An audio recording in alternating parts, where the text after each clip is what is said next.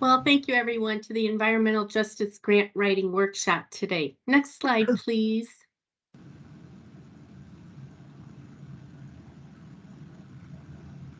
The title of the workshop, once again, and next slide, please. We are going to have 3 presenters today.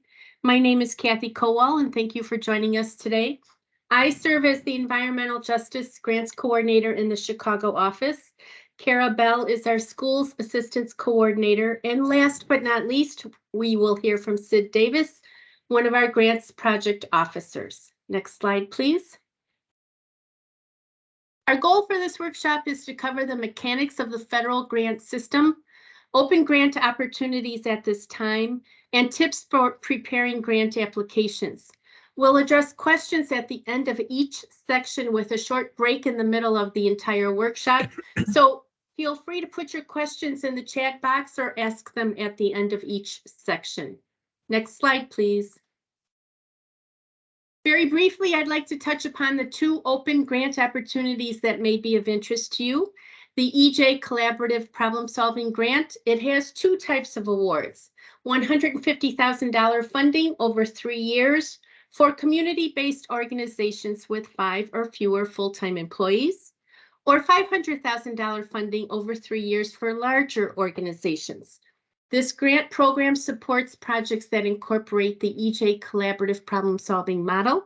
And I believe the link sent in the invite has the Collaborative Problem Solving model website. So the second open grant at this time is the State EJ Cooperative Agreement Program, formerly known as SEJCA, and now renamed as the Government to Government Program Grant.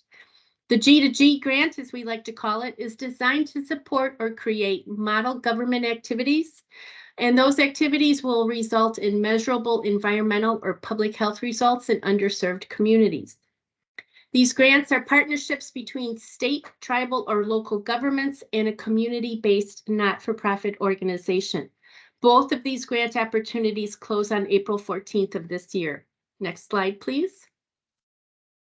The goal of the Collaborative Problem Solving Cooperative Agreement Grant is to support underserved communities through projects that are designed to engage, educate, empower communities to better understand local public health and environmental issues and identify ways to address those issues at the local level. Next slide, please. Applicants must be located within the same state where the proposed project is located, demonstrate that they have worked with the community in the past, and that they are an incorporated not-for-profit organization. Next slide, please. Just to give you an example of a few of the CPS grant recipients in the past, Keeping Indianapolis Beautiful worked with the community to gather air quality data, educate, and create a story map to help give residents a voice when green infrastructure was discussed in their neighborhoods. Lake Pontchartrain grant was designed to train teachers and students to design and implement restoration projects so that they can manage stormwater and improve overall water quality. Lastly, Sustainable Solano was the grant that enabled coordination for a local food rescue operation. Next slide, please. So let's take a look at what you need to work with the federal government, and this covers grants from any federal agency. Next slide, please. This slide lists several points to help you write a successful application, and I've highlighted some of the most important features for you to refer back to. Next slide, please. One of the most important things to remember is that your organization must be registered with the federal government. This process can take up to 30 days.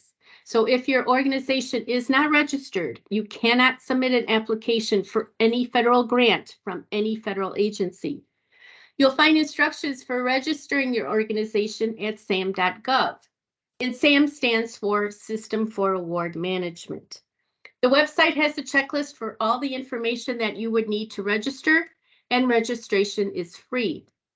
When you register at sam.gov, you will receive a Universal Entity Identifier Number, or UEI. This replaces what was formerly known as the DUNS number. If you have registered with sam.gov in the past, you need to check your entity status using this UEI number to determine if your registration is active. You need to check your registration status every 365 days to keep it active.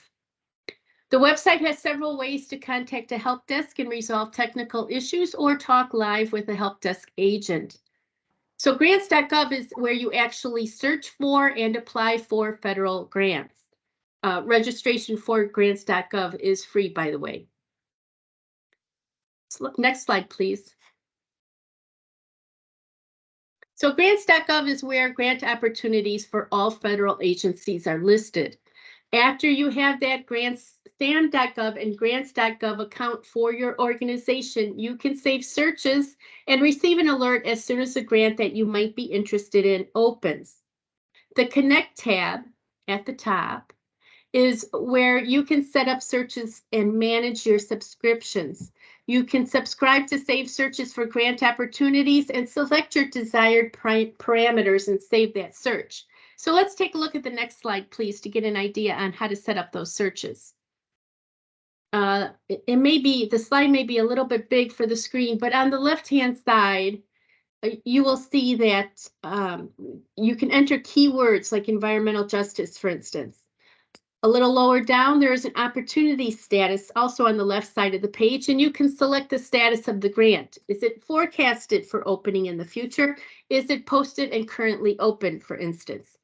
On the upper right-hand side where the red box is, you will see the Save Search button, and it is very easy to ignore that search button and not save your criteria. Next slide, please.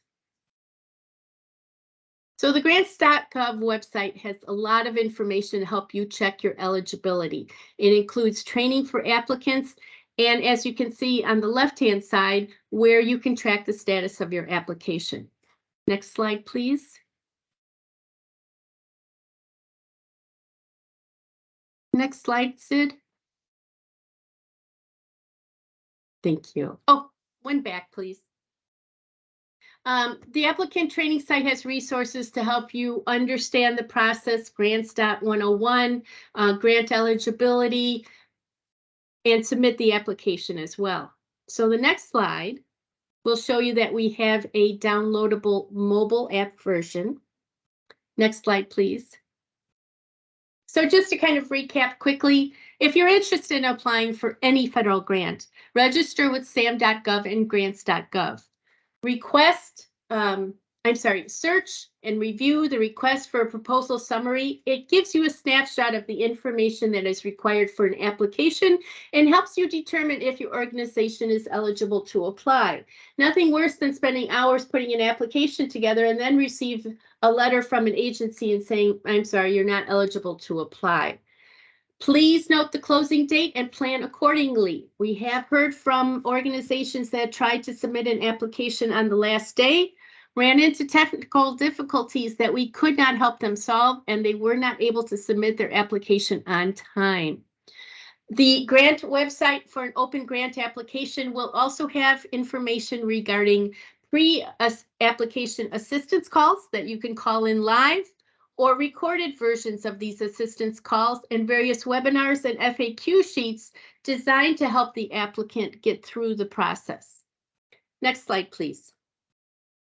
Are there any questions regarding the mechanics of submitting an application? I don't see anything in the chat. Any other questions before we move on to Kara's portion? Hearing none. Kara, you're up. Hi, everyone. Thank you for the opportunity to be able to talk to you about our environmental justice grants. As you know, with this administration, environmental justice is very important to our agency, and as such, they have created several new grants and really made them a little more flexible and to provide a lot of help to communities, particularly in building capacity. You know, as you know, in environmental justice communities, it's usually not a one issue. And we're going to be talking about the collaborative problem solving model. And when you're looking at collaborative problem solving, that just helps, when you're working in a community that's already overburdened, working collaboratively can only better help the community in meeting their needs. So with that said, what I'm going to do is I am going to be repeating just a little bit of some of the stuff that Kathy said. Some of it's worth repeating, but expanding on it as well. What you're looking at now, I'm sure you're like, this is just the homepage, but I'm going to walk you through it. I tried to do this live before in a training and it didn't work because, as you know, technology will always fail you when you have an audience. So I made slides of it, of the web page. So this is the web page. If you just Google EPA environmental justice, this page will pop up. It's our environmental justice page. And so if you could go to the next page. And then if you scroll down in that on that page, you will see, and Sid, if you could, if you have your cursor, circle the environmental justice funding and technology assistance link there at the right under the grants and resources where the little coins are. Yes, that is where you would click to get to the information as it relates to grants. And another link I want to point out to you, right where you have grants and resources, further down, you have your EJ screen. I'm going to put my glasses on. You have your EJ screen.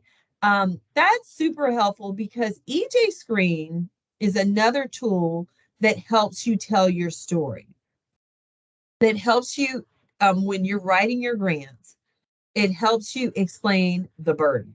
It helps you explain what's going on within that community so that the reader of your grant can see what it is that's going on and what it is you're trying to do. And it helps you better tell that story. It gives you the data. It's a mapping tool.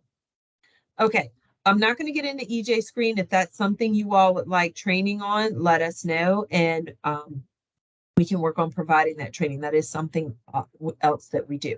Okay, Sid, could you go to the next page? So if you click on environmental justice and funding, you will come to this page and it's going to list all the major grants that are out right now and some that have recently closed. And so that first one, I'm going to dive a little deeper into that one. So Sid, if you could go to the next slide, please. So within that page, they will talk about, and as you heard me say, the collaborative problem solving grants. And those are in 2 tracks. And one track is your 500K, and there's going to be 50 awards of those nationally. And the other track is around 150K, up to 150K. And those are to your small community-based organizations. There will be 33 of those. And again, it's for community-based organizations, those who are eligible, and community-based organizations partnering. And again, like I was saying, the what we're really trying to do here is help communities build capacity. And in doing that, getting the organizations even within the community working together collaboratively. And if you're curious about the collaborative problem solving model, that is also found on that webpage. You could also Google collaborative problem solving model EPA and it should pop up. The really exciting thing about these grants that I'm talking about today, they are a little bit different. Before we were, the grants covered things like organizing and technical assistance and that type of thing. But now they're a little more flexible. You can incorporate construction and small demolition and cleanup. So just keep that in mind as you are reading deeper into these grants. It closes April 14th. That is the link there. Once you get these slides, if you click on that, that's a direct link to the grant as well. Sid, if you go to the next page. Okay, our government to government, G to G grants are just that. It's state partnering with a community-based organization or tribes partnering with a community-based organization or a local government partnering with a community-based organization or a territory partnering. with another tribe or territory. And so those are $1 million. And I believe they're going to be 20 of each. So 20 state partnership, partnering with a community-based organization, as well as on down the list, 20 each of those at $1 million. And again, it's doing the same type of thing. I mean, some of the work that you could do within these grants is facilitating engagement um, of my marginalized communities to again come together collaboratively to talk about solutions that would best fit that community, and even incorporating some of those solutions. Um, Also looking at reducing indoor air uh, um, toxins. I mean, there's a number of things that you could do. Community air monitoring, um, as well as some mitigation type of work as well. And again, it closes on April 14th. Um, and that there is the link there. If you could go to the next slide. All right, now this one's an interesting one. So this would be a much larger grant, and this is our EJ Thriving Community Grant Making Program. And some of you might applaud this grant. It's going to be our larger organizations up to $50 million each. 11 of these awards. And the way it will work is this organization would be the one that would be divvying out the smaller grants, sub-granting those grants out, small grants out to communities. And so they would develop a competitive process. And this grant is going to, the application for this particular grant is going to be open till May 31st, 2023. And the benefit of this is instead of going through the federal government and applying through the grant, there will be an organization that will be applying for this grant, and they will be the one divvying out those grants. So stay tuned. Hopefully, we will have more information on this grant once it is awarded, and we'll definitely let people know in our region who was awarded within our region. Okay, and then let's go to the next one. All right, our EJ Thriving Communities Technical Assistance Centers Program grant. This has already closed. We will be announcing the awardees. I believe we have not announced those yet. We will be announcing the awardees fairly soon. But this is a technical assistance center. It is basically a one-stop shop place you can go to help answer any questions you might have about your concerns in your community as it relates to technical assistance, training on grants so that you could apply for grants. Uh, Various different looking at different models such as a collaborative problem solving model, how to institute that within your community. These centers are going to be located throughout the U.S. It's up to $10 million per grant. And I believe I think there's about 10 of them. I believe it may be more than that. Sid, you definitely correct me if I'm wrong, but am I exaggerating when I say it's a little over 18 or maybe 18? No, you're not exaggerating. I forget the exact number, but yeah, it's 16 or 18 they ended up deciding on, of people who essentially put together a good enough work plan that they wanted to have them involved with this project. Yes. Okay. So excellent. Yeah. So that information has been up. I've now just given you more updated information than what we have on our website, so we have more. They're called TICTACs. That's the abbreviation for our Thriving Communities Technical Assistance Centers, and they will be available to communities. And so stay tuned as we announce who those awardees are. Next slide. Okay, last thing here. Just wanted to give you a plug on this one. It's a request for information. EPA is seeking public input on the new Environmental and Climate Justice Program.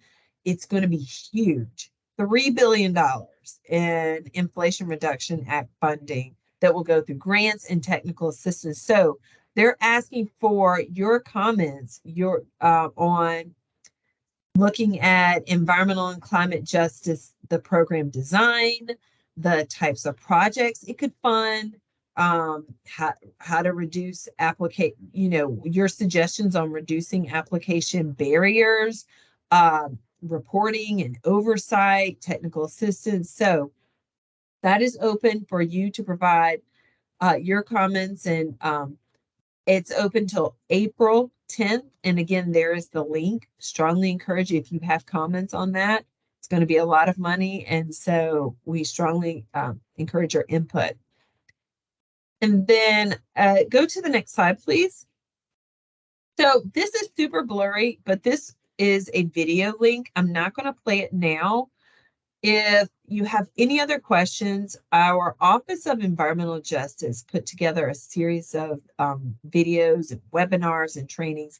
This is just one of them. This one gives you kind of a quick 101 on all the grants I just explained, and it's coming from our Environmental Justice Office. So if you want to take another listen to that, I strongly encourage you to do that. Also, all the grants that I listed, they all have their own page. They all have, I believe they all have recorded webinars on them and fact sheets. So you have I think we've done a fairly good job of making sure we're providing as much information as possible to help better prepare you in applying for these grants.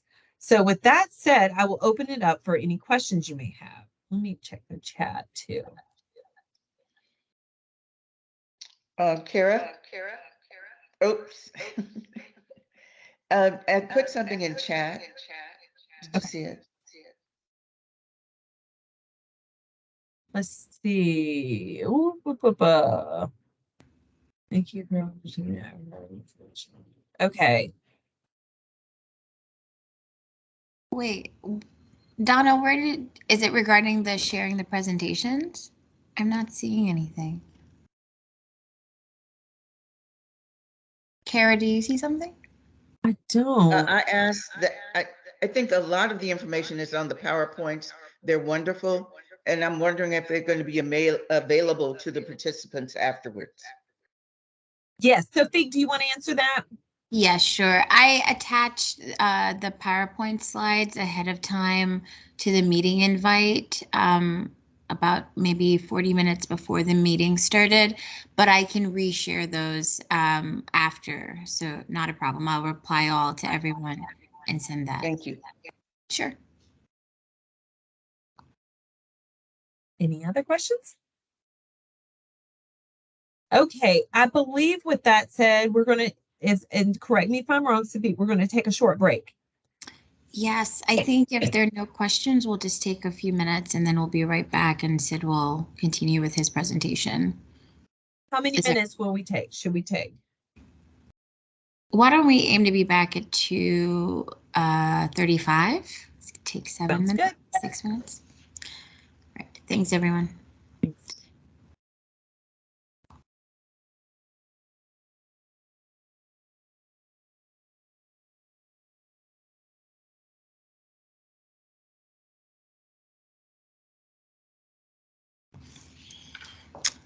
Hey Monica, if you're still there, I didn't know.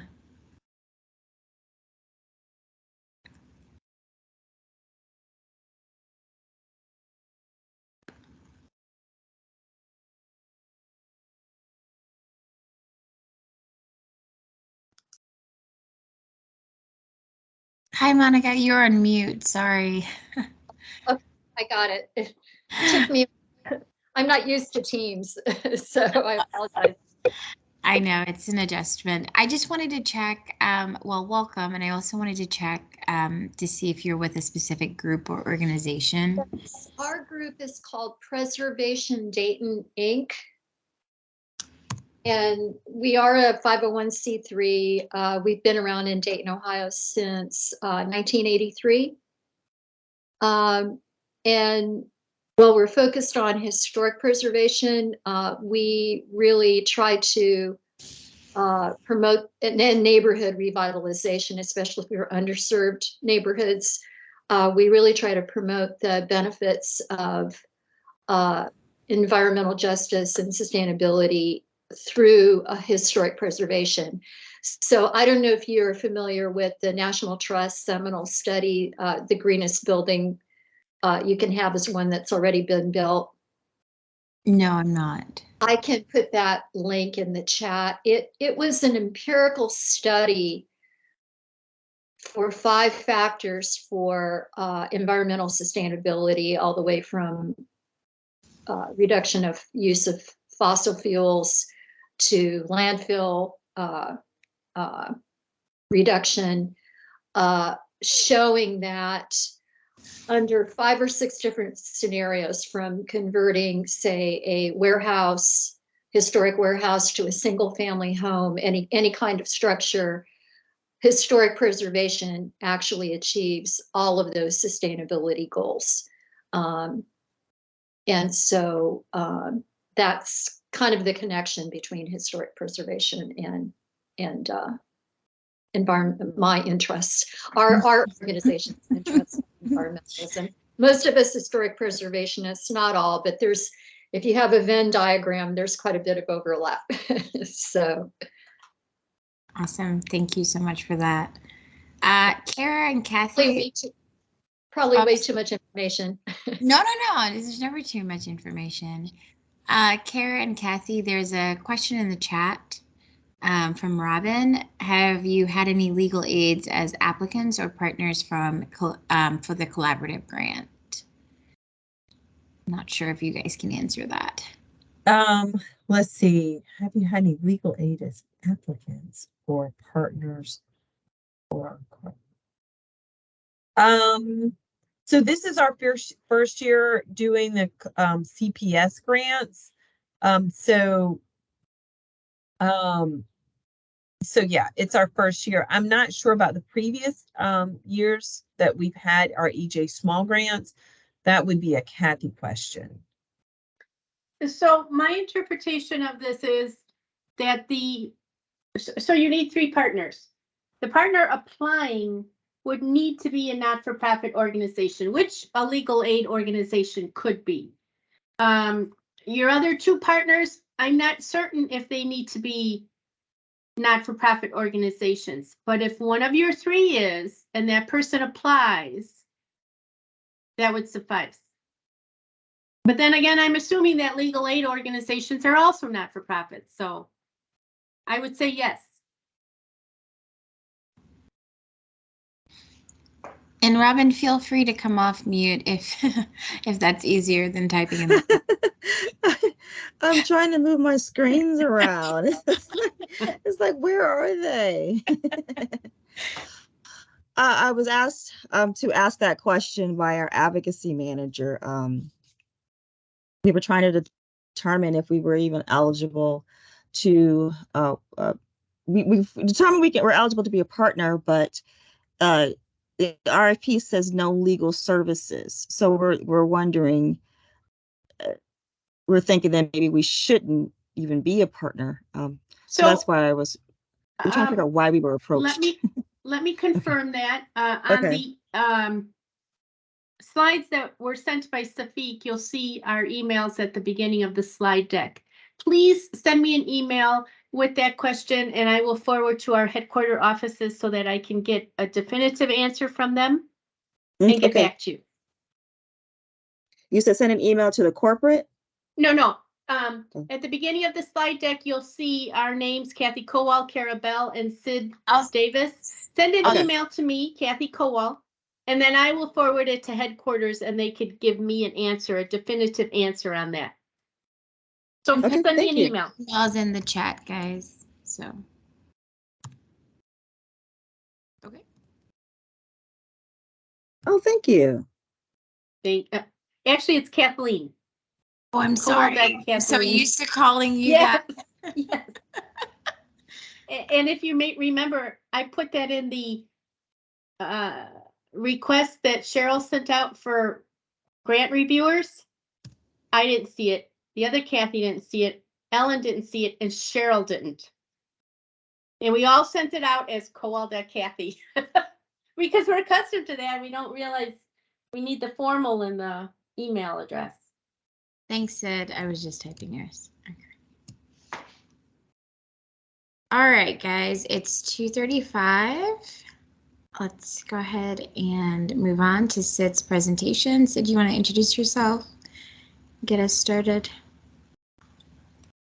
Sure. Hi, everyone. I'm Sid Davis. As Kathy, Kara, and Speak have all kind of introduced me in a lot of ways. I'm a grant, grants project officer with the Tribal Multimedia Project Office. So we kind of work all together to get everything squared away and going for grants. And what that means is, for me at least, I end up reading a lot of the grants that people write in various circumstances. And so I'm going to help a bit today to introduce some tips and some tricks for writing them better, getting getting it more likely that your grant will be accepted versus some others. And yeah, I feel everyone on the email woes. I just had my email put in as a typo on a formal letter from the EPA to one of those Tic Tac programs yesterday. So that was a nice, fun little, it's not just ordinary individuals who make mistakes, it's governments too. So we get to all deal with that fun as we go through life. Today, I'm going to cover a bit about mostly the work plan. That's a major portion of a grant writing document. When you put those together, we're going to go over some of the parts and talk about how you can improve those and make them a little bit better for the people who are reading them. Specifically, we're going to talk a little bit about what outputs and outcomes are, because those are very big parts of not only a work plan, but also the budget and some other things that you have to develop along with them, and also kind of the results that people want to see for whatever project you're working on. And understanding them will help you go a long way to making sure that you get the grants you're applying for. That also talks a bit about logic models, which is kind of just another way of framing those outputs and outcomes and making sure that they look nice for the people who are reading this and they're easy to understand for everyone, because, well, trust me when I say that lots of people make little issues on this. If we have some time and we're all feeling up for it, we'll do some practice with all of these and kind of come up with some different examples of, well, outputs, outcomes, work plans, logic models, and everything. And we'll kind of summarize that and wrap up and answer any questions once we get to the end. So to introduce a couple things, one thing to notice is that a lot of the information I'm giving and I'll be talking about is actually available on the EPA website. If you go to that site and you search for grants, they have a lot of training options and webinars on how to deal with the grants that you're working through for several modules, including module 3, which is on applying for a grant specifically. So a lot of the information I'm talking about today comes from that, or if you want to review from a different source, is contained there.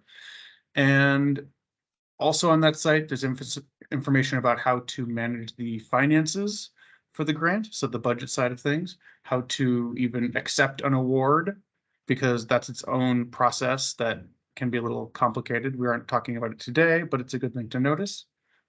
And also, when everything is done with your grant, when you've accomplished what you want to accomplish, when you've spent all the money you've gotten from the EPA to do that really cool project you've come up with, there's also some information about how to close out that grant, how to kind of finalize everything, turn in your final reports, and get the I'm a teacher in background, so I guess this comes up, get the gold star that shows you did a great job with everything. They also, as I believe Kathy mentioned a little bit earlier at the beginning, they also have a whole lot of kind of ongoing webinars about the different grants. Usually what happens is when a new grant program is officially announced, you'll also see an announcement about some webinars to talk about the program with the public, answer any questions, kind of check anything like, how do I apply? What kind of organizations are eligible? Just kind of like above, as Safik and Kara were talking about with For example, is a tribe or is a local community or organization eligible? Sometimes they are, sometimes they aren't. So that varies a lot, and understanding that can also go a long way to making sure that everything is nice and easy to do. One thing to mention before we get too far into this is, especially when we're talking about competitive grants, EPA's policies define a lot of what we can and can't do when talking about applicants when those grant solicitations are open. So for example, with those government to government grants and the collaborative grants that Kara was talking about earlier, sometimes we're allowed to talk about stuff, sometimes we can't. If the grant process is currently open, that is, if people can submit applications, then we can't really, we as EPA staff can't really look at the applications ourselves and go, you did a really good job here, you need to improve X, Y, and Z, because that would be unfair to anyone who didn't ask us, wasn't aware they could ask us, wasn't able to ask us, etc. So in many cases, we're really only able to answer questions about whether or not an organization or the project they're working on is eligible for a certain kind of grant. Kind of clarifying some of the administrative aspects, like potentially help with, as was mentioned, kind of say SAM.gov registration, things along those lines. And also we can kind of clarify some of the solicitation announcements because, well, fair, sometimes those get pretty confusing to read. So just kind of be aware that there are things we can help with and there are things that we can't, and we wish we could, and just we don't want to get anybody in trouble or potentially have an issue there. So next up is, as I talked about, the parts of a work plan. There are several different parts. Each of the different grants and funding opportunities that you'll see, organize them a little bit differently. So this is just kind of a basic outline. You have activities. These are the things that are actually going to be done. And those will include things that are called deliverables, which are also known as outputs. Either works. For today, I'm going to generally call them outputs because that's just what I'm more used to calling them. Activities will also have a timeline. So for example, let's say it's a 1-year grant to do something. They would want a timeline of what are you doing in the first quarter, the second quarter, the third quarter, the fourth quarter of that grant, just to kind of show your organization. Second part is your budget and budget narrative. This should be linked to activities. We won't go into the nitty-gritty of dollar amounts too much this time. For right now, just kind of know that when you turn in a work plan and you turn in a budget along with that work plan, people are looking at the budget going, does this make sense? Are these categories reasonable? Are salaries reasonable? Things along those lines. And they're kind of taking a look at that. And that's always part of the overall scoring for a competitive grant process. Another part of the work plan is the need for the project. So this usually involves having a community description, a description of the area that is going to be served by this project, and also the anticipated results. If you all are planning to, and I'm blanking on a good example, partly because I know several of these are open and I'm trying not to accidentally give any hints I shouldn't. But if you're planning to hold certain events, it's kind of what are the results from those certain events? And we will talk about those a bit more later on. Project management, that's your plan for reporting progress. So how do you essentially plan to measure the things you're going to do and show that they actually had the results you wanted? And expenditure controls, this is linked with the budget and budget narrative. So this is who or what part of your organization is in charge of managing funds and making sure that they actually get to where they're supposed to, and that all your, I mean, it's tax season, for example, and that all your money is nicely lined up and all your receipts are complete.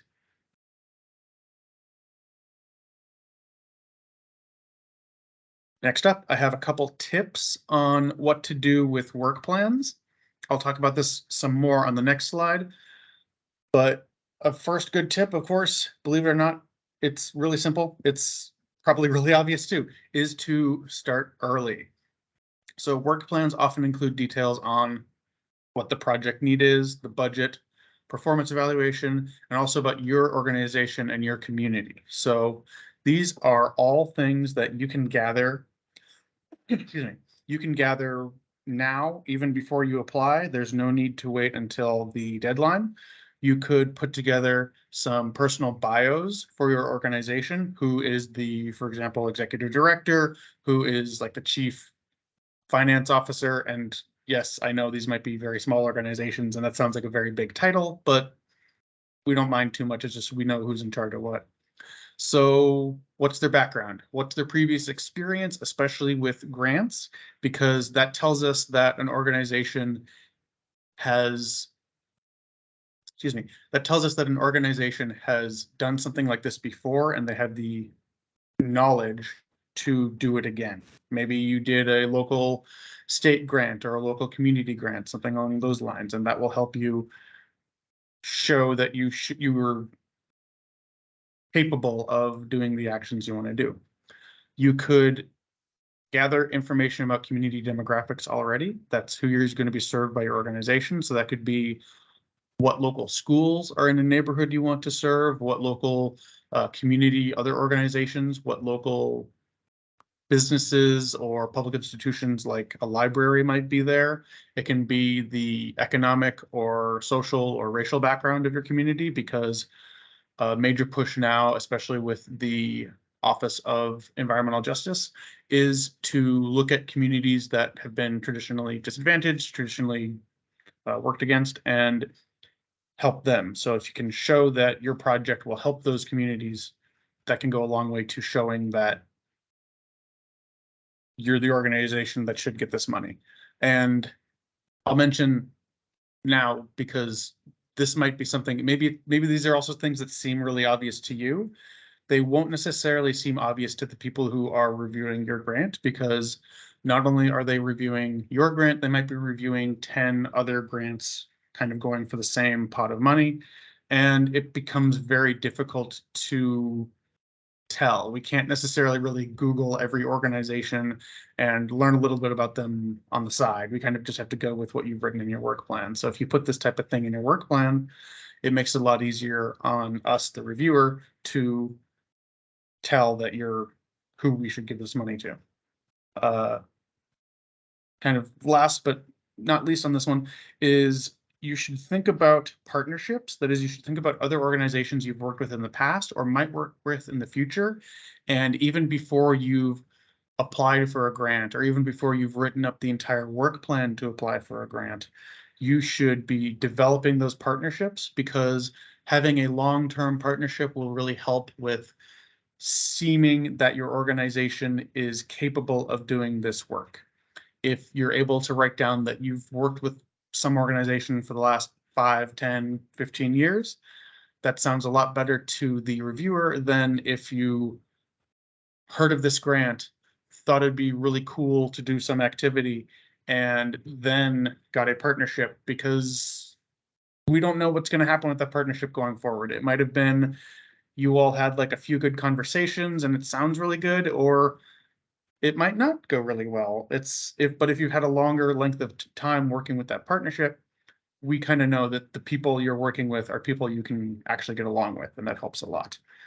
One thing to go with this is you could even work on collecting or starting letters of commitment, which should specifically tell what your partners are going to be doing. So if you're putting together a project in a community and you want a partner to, I'll talk about this a little bit later, for example, help you translate everything into another language. That kind of specific detail would be great to have in a letter. Excuse me. And one minor note on that, make sure the letters of commitment are written by the organizations you're partnering with.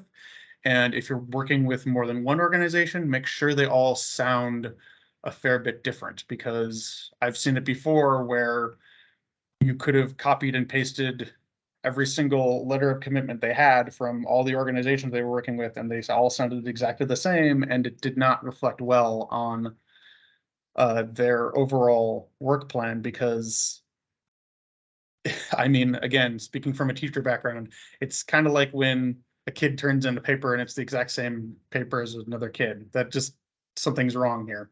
I may not know what, maybe they just work together, but you're kind of want to ask some more questions. Another tip, and this is a big one on writing, is to write as clearly as you can when you're writing up these sections of the work plan, because reviewers are often busy. As I said earlier, they often have 10 or more of these similar work plans to review. They probably have some other job tasks they have to complete as well. And it's really difficult if you have to go hunting through the entire work plan to find one little part to score. So don't make assumptions that the reviewer will immediately understand it from your point of view, or that they will immediately know some background knowledge that you or everyone in your organization knows. Remember, they're not there every day. You need to tell it like it is and just kind of help them along and make sure they understand everything. Make sure the reviewers understand everything. So be clear, be concise when you're writing. You want to make sure that all of the requirements of the proposal are nice and addressed. It really helps if you bold each section and even split up the sections, because those sections are the same way that they're going to be scored. So if, for example, you put all the activities in one section, it helps a lot to get that scoring part done and make sure that that's all nice and straightened out. One good sub tip for this is when you're going through and checking everything after it's written, find somebody you know, somebody in your organization, somebody, a partner, a significant other, somebody, a sibling, a spouse, anything like that, is to have those people read through everything and kind of go and ask them, does this make sense to you? Because you all have been working on these documents so closely that you might have just thought you put something in and you missed it, or you might have just thought a sentence read a certain way and it did to you and it reads differently to someone else.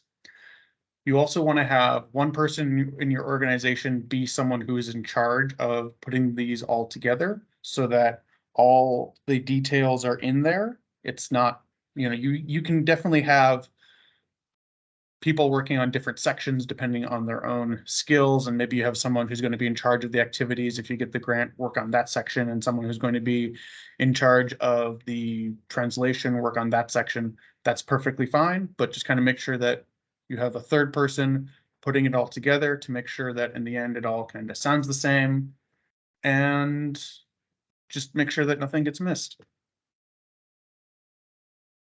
Okay.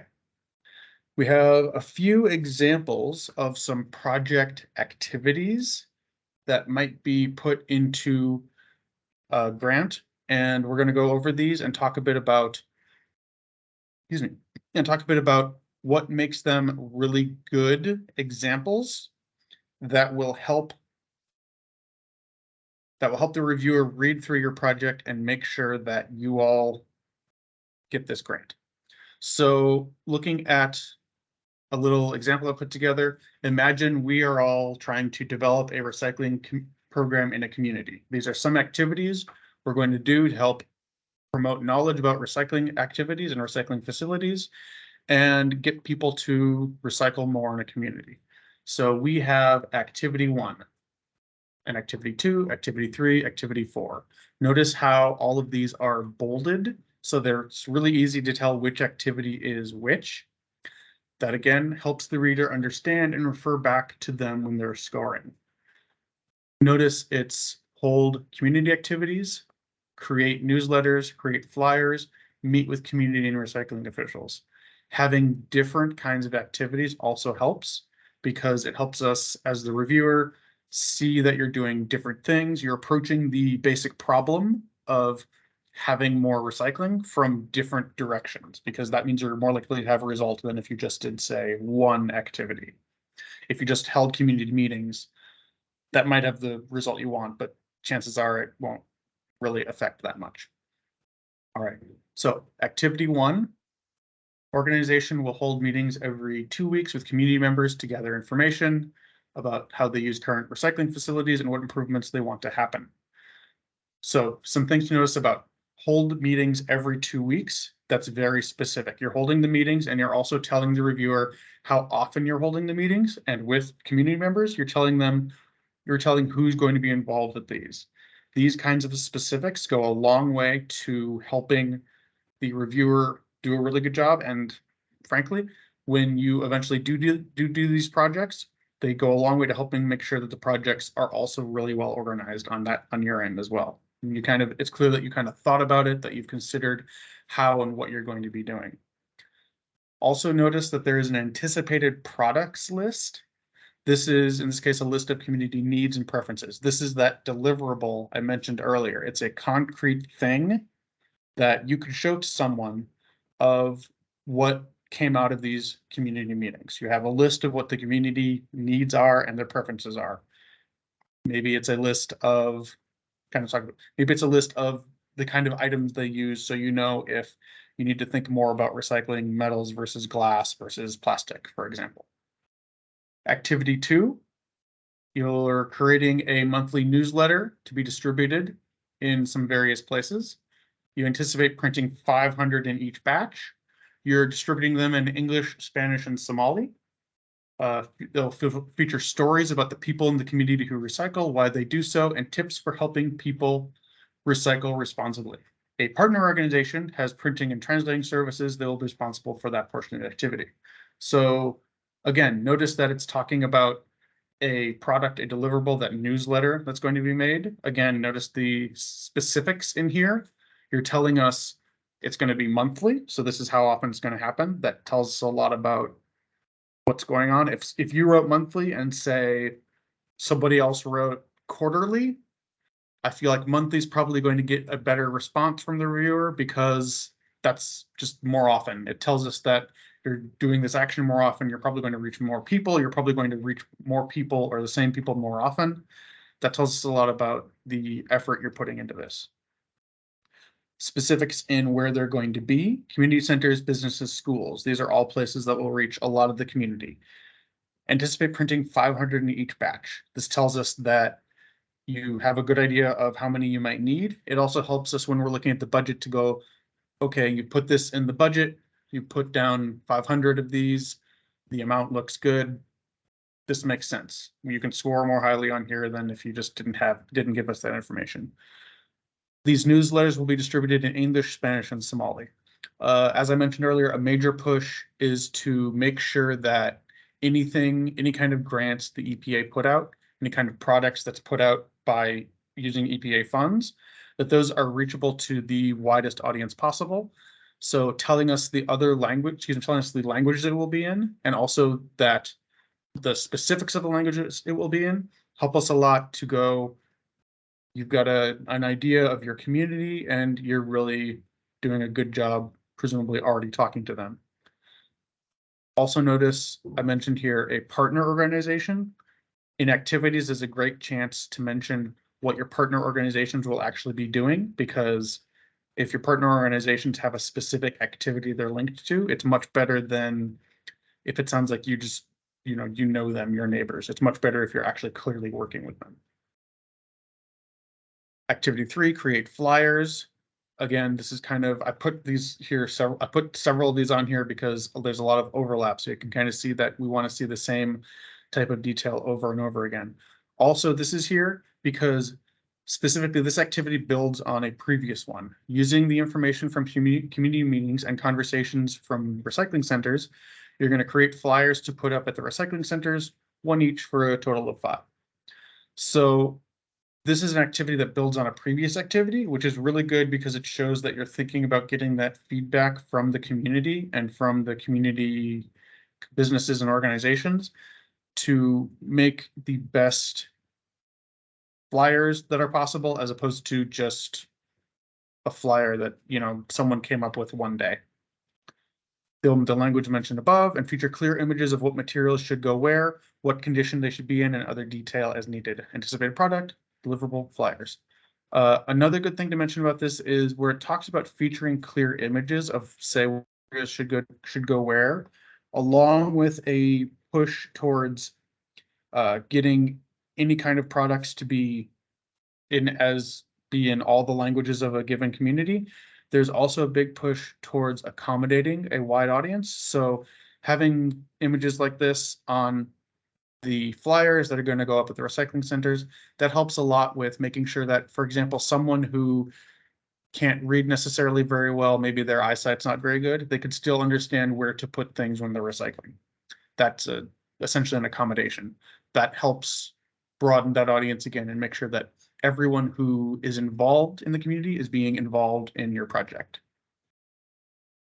And that last one there, meet with community and recycling officials for activity 4. The organization will meet with officials to discuss issues and create a plan of action, as well as better understand initial recycling levels.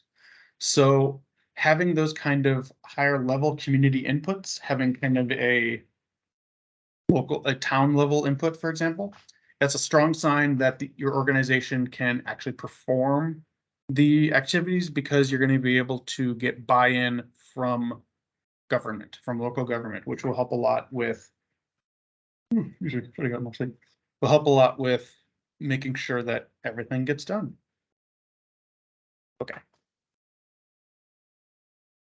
Next up, to talk a little bit about outcomes and outputs. I've talked about outcomes a few times already so far.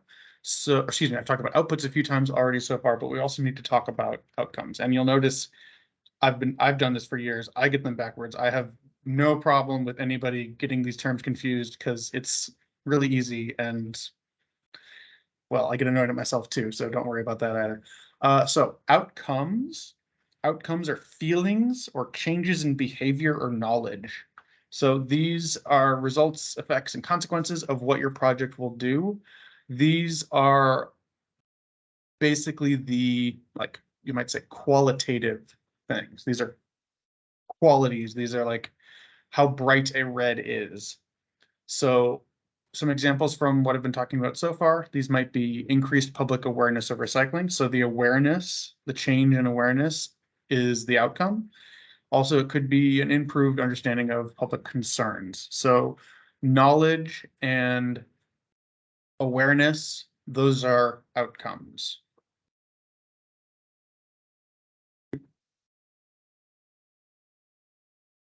Excuse me, lost what side I was on for a second. Outputs are measurable tasks, events, and documents. Most of what I talked about in the slide above on the different activities, we're talking about outputs. Some examples from there: distributed 5,000 informational newsletters about the importance of recycling, or created posters to put up next to 5 recycling centers in the community. Those are all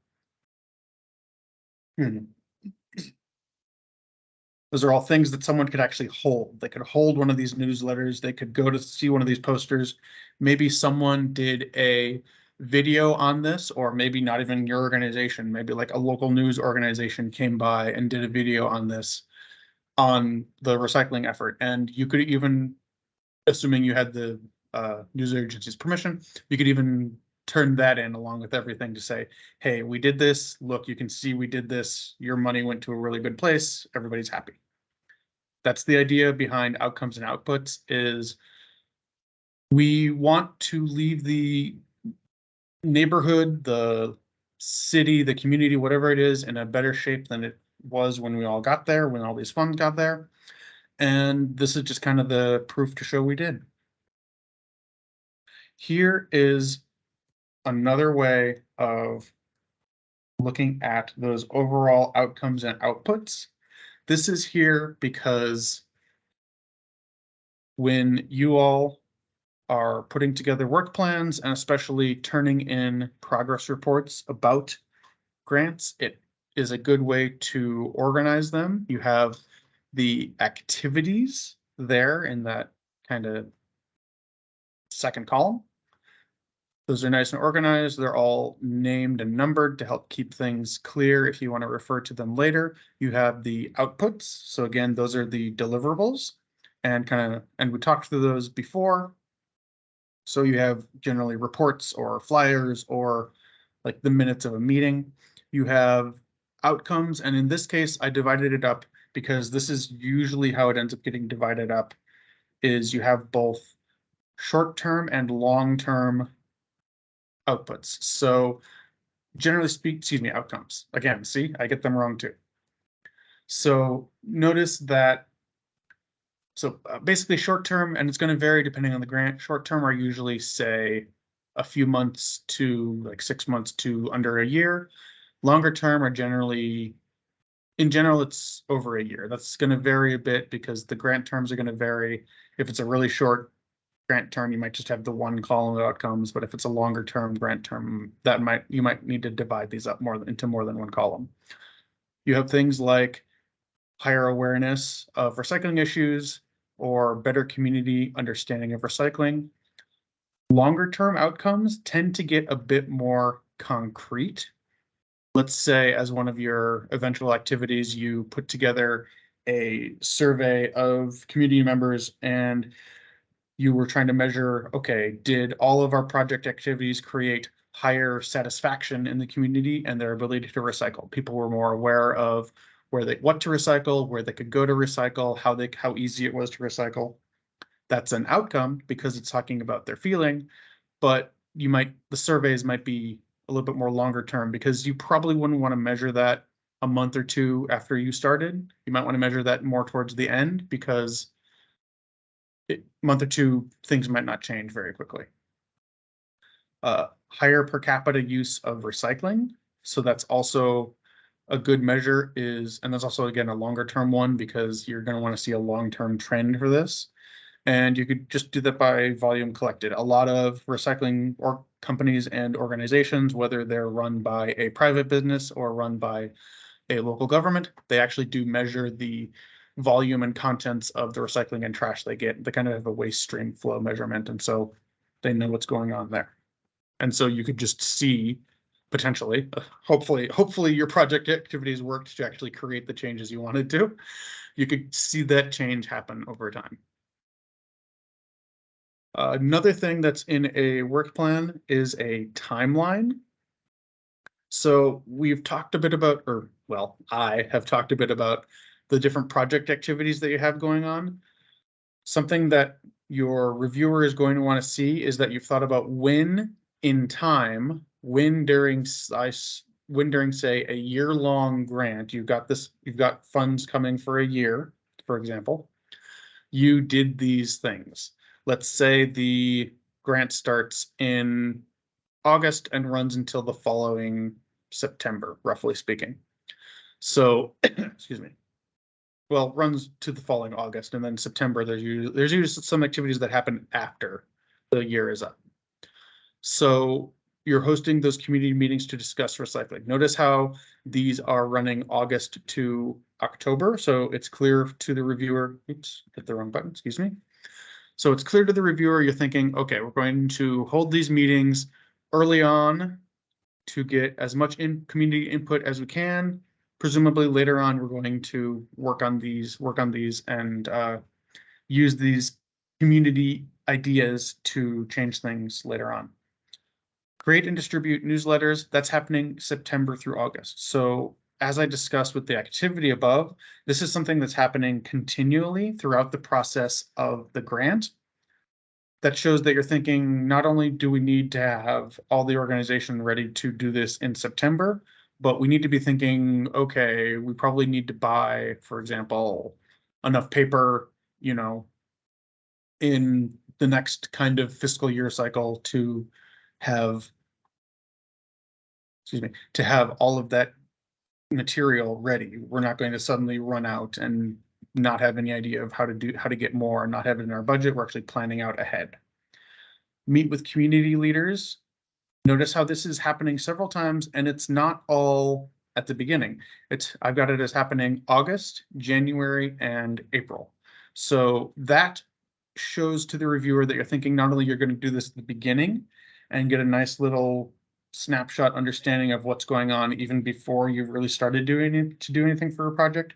You're also doing this more towards the end to understand what changes you've actually done and kind of make sure that everyone is on the same page.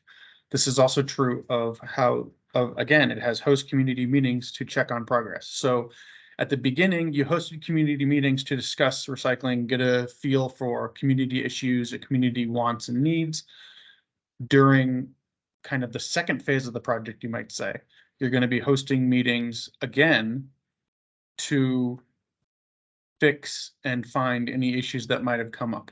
Maybe, for example, you had done newsletters in English, Spanish, and Somali, and you learned that, and you just didn't realize this before, you hadn't been able to get in touch with any of them, say. You learned before that there's a population of Hmong speakers in your community, and you now are able to talk with them, and now you want to put all your newsletters and flyers out in Hmong as well. I came from Twin Cities in Minnesota, Minneapolis, St. Paul. I'm just kind of using, roughly speaking, the languages that are spoken there fairly commonly. So you might have your own languages that you need to worry about in your community to make sure that all of the people in those communities are engaged. Having these meetings is not only a really good idea in a project to have that feedback loop of going back and kind of checking anything, it's also a really good idea, or excuse me, it also shows to the reviewer you're thinking about that feedback process. Oftentimes a major part of the scoring for these is the project organizer thinking about what could not work or what could go wrong and how they would know that, how they would actually find out something isn't working, and also how they would go about fixing those problems so that, again, in the end, we leave a community better than we found it. Lastly, on timelines, we always really like to see that you're thinking about that final report, because this is a major part of kind of the EPA side of this, where we have our own justifications to make to higher ups in EPA headquarters and also to Congress that this money got spent well. And these final reports are a major way we show how we did that, so we don't all end up on the nightly news for abuse of funds, and no one wants that. The way I put this together originally was also partly in person, so we can see about that. So some things are a little bit different about this than they would be otherwise, but the way I did this originally was we could, and Kathy will kind of have to talk through and see how the audience and everyone here is feeling. We could talk about some potential activities and work through them as a whole group. We could have you all work in small groups. Since I've been sharing my screen so much, I unfortunately haven't really been able to actually interact and see how everything's going on that end, unfortunately. So you'll have to help me with that a bit. To kind of describe what we could do is have an example of working for an organization, say. We have found a grant that does some work on environmental education. I'm kind of keeping it to the environment and to kind of the recycling theme. And there's funding, there's an emphasis on diversity, equity, inclusion, and accommodations, and helping underserved communities. Just kind of maybe in general, we could have a conversation with the people who are on this call about some activities that we could do to go along with this kind of environmental ed plan. Or honestly, this is a good time for me, I think, to take any questions we might have and just kind of see how things are going. I'm going to stop sharing my screen for a moment so I can actually see everyone.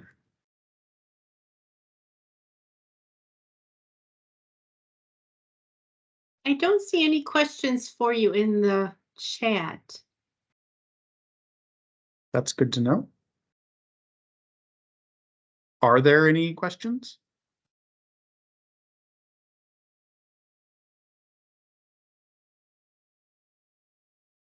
If anyone is speaking, you are on mute.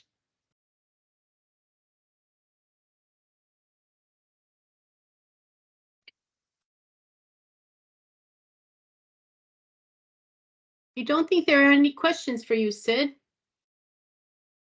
Okay, I can never in my life can I ever tell if that is a good thing or a bad thing. I guess today I will take it as a good thing. I hope nothing of what I said was that confusing.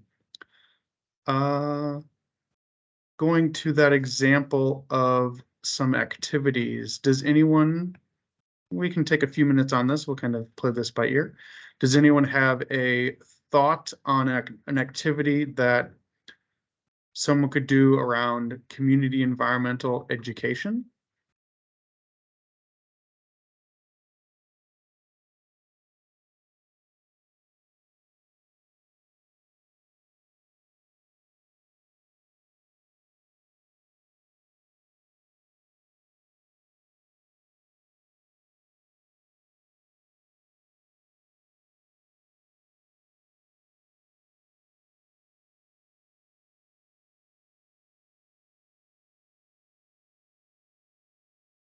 Or honestly, if people's brains are feeling rather full this afternoon, we can just kind of go to the review and thank you at the end.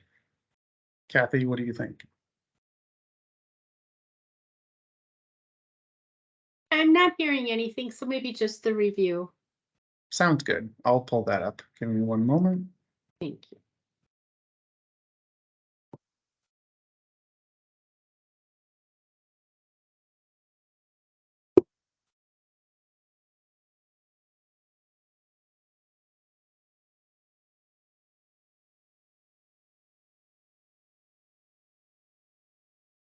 Oops, started from the beginning. Let me fix that quickly.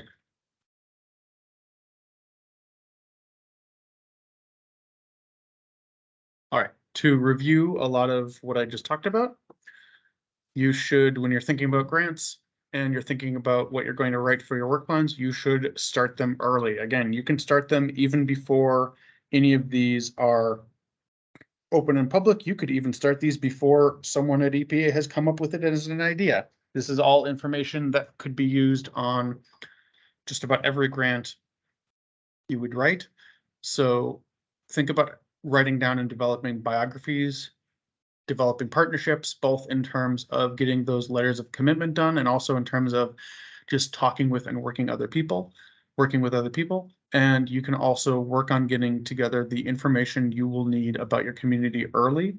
This will save you some time and effort when it comes time, when it is time to apply, because that way you're not scrambling so much to get everything together. You already have maybe even half of your work plan ready to go, and you can think about the other half and work and put more effort into that.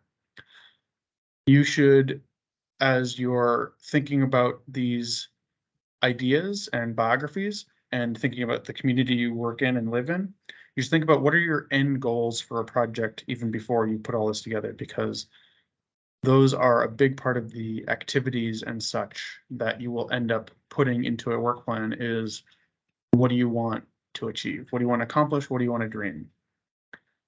Remember to, when you're writing up your work plan, include specifics. So think bold and label activities and include those numbers and dates that I included in the examples of activities I gave, because those will show to your reviewer that you put a lot of thought and effort into this and that you are the organization they should choose to grant this money to.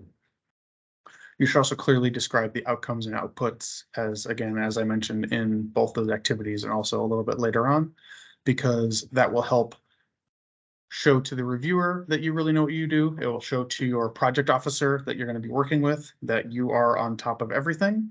And it just is a good way to organize and plan even internally to your organization to keep everything moving and running smoothly.